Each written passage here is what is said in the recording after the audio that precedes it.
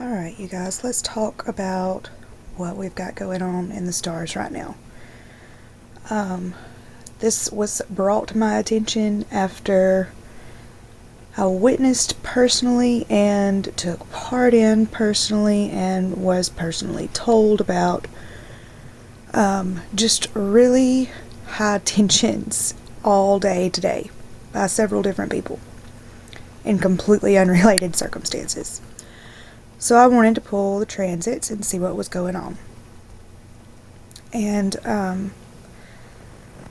the first thing that is just blowing everything else up, like magnifying or pouring fuel on the fire, is Pluto is, as we all know, doing its dance in and out of Capricorn as it moves into Aquarius. And it has been retrograde since March, but it just turned direct on October the 10th. And it turned direct at 27 degrees in like 57 minutes or something like that of Capricorn. Today, Pluto moved out of 27 degrees and into 28 degrees of Capricorn. And this is a big deal because that's the last time that Pluto will be at 27 Capricorn in our lifetime. It's also a big deal because it's the Pluto return degree for the United States. When the Declaration of Independence was signed, Pluto was at 27 Capricorn. And so just the fact that it moved out of that degree completely for the last time for the next 200 years today is a big deal. But it's also a big deal because it's involved in a couple of heavy-hitting aspects currently. So the moon is here at 19 degrees of Gemini as of the time of this video. So the moon stays in each sign for about 2.5 days. It entered into Gemini on October the 30th, and it will exit November the 1st. Gemini is the sign of communication and thought processes, intellect. It's basically how we process and express what's inside our head.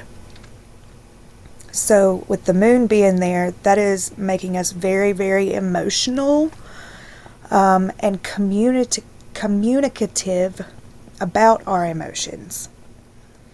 It is also involved in this yod aspect with Lilith in Virgo and that Pluto that just entered 28 of Capricorn today.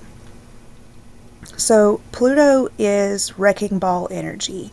It's profound transformation, death and rebirth. It kind of forces us to let go of heavy things that have been weighing us down, but not without the law of attraction also replacing something of the same value to us. Energy cannot be created or destroyed. As above, so below. What you give out is what you get back. So if we're giving up something that's not good for us anymore, then the universe is automatically going to replace it with something just as good or better. So that's Pluto. Capricorn is heavy restriction and structure and responsibility, and it's kind of just very rigid, and it's the thing that as Pluto moves out of Capricorn and into Aquarius, the structures of society are crumbling before our eyes, and you can just go ahead and pin the tail on the donkey here and say that it's all because of Pluto and his dance across sign lines. But anyway, Pluto is doing away with unnecessary structure and restriction. And with the moon here in Gemini, it's causing us to talk about these things. And or it's making tension between our emotions and feelings and the old that is being taken from us. Then we've got the other side of this yod over here with Lilith. And Lilith is standing up for what you believe in personally, like what's best for you. And no holds barred, like letting the rage that has been building overflow in an effective way is the energy of Lilith. So when there's two quincunxes like this, then this is actually a quintile and biquintile. So that's a wide yod. So there's two biquintiles. Biquintiles and quincunxes kind of have the same energy of just putting tension between those things because there's no relation between the signs by modality or element. So they don't get along very well at all. But in this case, the remedy for the situation is to make this aspect work. So to be the maiden energy of Virgo, the just graceful and grounded and beautiful, just think of virgin, maiden energy. That's what Virgo is. So it's putting this righteous indignation of Lilith and the standing up for what's right for you no matter what. It's kind of tempering that a little bit with the Virgo energy. And so it's making it easier to say the things that need to be said without saying more than needs to be said when it's in communication with the moon in Gemini. And the apex of this particular yod is Pluto. Now the yod, I don't know if I explained in this video so far or not, but in case I didn't, the yod is the finger of God in the Hebrew alphabet. And it's kind of a divine intervention sort of situation where something must be sacrificed in order to receive divine providence. So sort of like a hero's journey is what a yod would be. There's three kinds of yods, just the plain old run-of-the-mill yod. And then what this one here is a wide yod, and then there is a golden yod here. So the golden yod is bringing Mercury over here in Scorpio into the picture. And the golden yod is the other two put together and multiplied by 100 or something. Like it's heavy duty power. So we've got the wide yod here with the Pluto, Moon, and Lilith. And then the same Lilith and Moon are also involved with Mercury in Scorpio. Mercury is the ruler of Gemini. It's communication and thought, all those things that Gemini was. And Scorpio. Pluto is the ruler of Scorpio.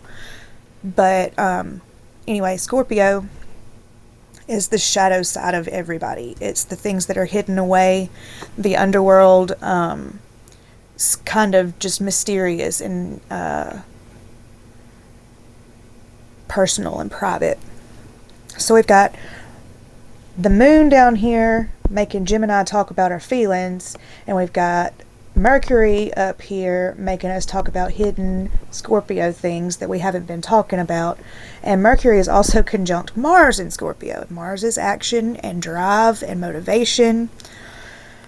All of those things that give courage to Lilith and the moon to talk about things that we need to leave behind.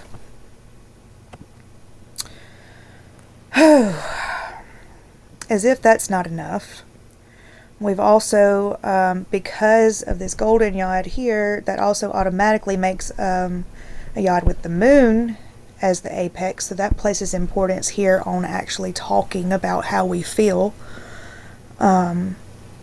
So that's a wide yod again with Pluto, Moon, and that Mercury-Mars combination up here.